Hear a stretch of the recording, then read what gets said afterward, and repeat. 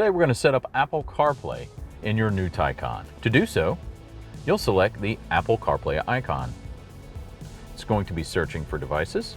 You'll select Settings on your mobile device, and then Bluetooth. You'll see devices pop up. Select your device on the line. There'll be a pairing request. Check that the numbers match. Select Pair. Would you like to allow favorites to sync? Select Allow if you so choose. Would you like to use Apple CarPlay? Select Use CarPlay. Your phone is connected. Would you like to use CarPlay? Select Yes. Apple CarPlay is now connected on your new Taycan. Another way to use CarPlay with your new Taycan is via the cable.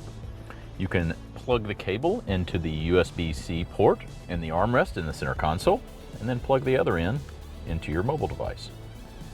A new device is detected. Would you like to use it? Select Yes. Would you like to use Apple CarPlay while the phone is locked? Select Allow. Enable wireless CarPlay if you so choose. You've now enabled Apple CarPlay on your new Taycan.